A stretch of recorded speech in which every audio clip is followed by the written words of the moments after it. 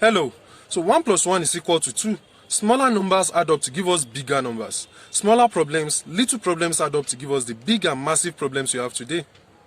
When we tell people both on social media and off social media, stop these little wrong things you do, stop this act of yours. Young people, stop crime, stop fraud. You condemn us, you attack us.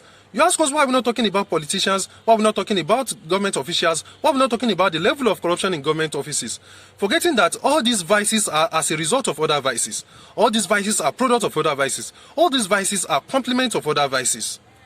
As a young child in a normal African home, you can't keep looking at other people's things. You can't keep looking at other people's food without getting a stern warning from your parents.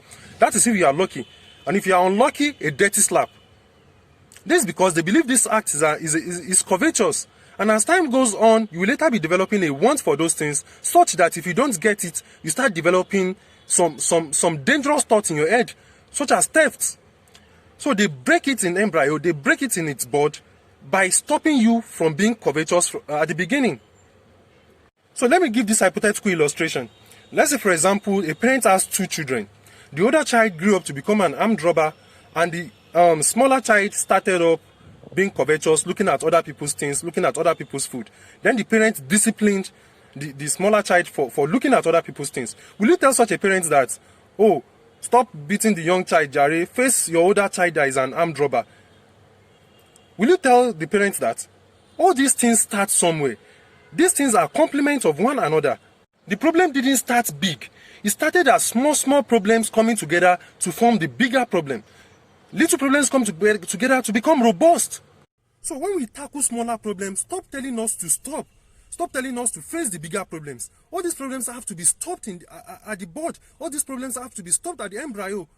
You can't face problem only when it is big, only when it is robust, only when it is unstoppable. You have to stop right from the beginning. You have to tackle it right from the inception. Another illustration can be seen in the talk of rape.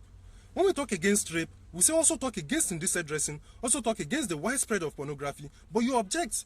You say, no, let's just talk about the rapist. Something made a rapist a rapist. Let's also talk about that. Let's also tackle that. It's also a problem. It's a smaller problem that led to a bigger problem.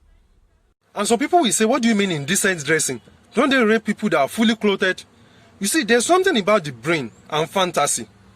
Something you've seen, it gets stored in the brain. What people see online, pornography, people's nakedness, women's nakedness, it gets stored in the brain. So even when you are fully clothed, some men can vision you naked, even with your full clothes. And that's why you see these days, you see 4-year-old children. Imagine, 4-year-old children, 5-year-old children, you see them engaging in sexual acts. Both boys and girls, you see them engaging in sexual. Don't you see it? Why is this? Tell me one reason why this happened. Is it because of training? Because you are telling us, let's just train the male child. Let's program the male child's brain. Is that because of training? Is that happening because those children were not trained? It's because of what they see. Talk against pornography. Talk against indecent dressing. Talk of rape. All these things are important. So when we tell young people, stop this little wrong act, stop crime, stop fraud, stop telling us to stop telling us to leave it out. Stop telling us to focus on the bigger problems. Bigger problems started somewhere, and we are only trying to cut off the bud. Just like a parent will stop his or her child from looking and taking other people's things, just like a parent will stop his or her child from watching pornography so as not to fantasize women, so as not to see women as a thing of play, we all have to drop our little wrong acts too. And we won't stop saying it. We have to drop our little wrong acts. Drop that your little wrong acts, because it complements one another to become a bigger problem. Little problems come together to become bigger problems.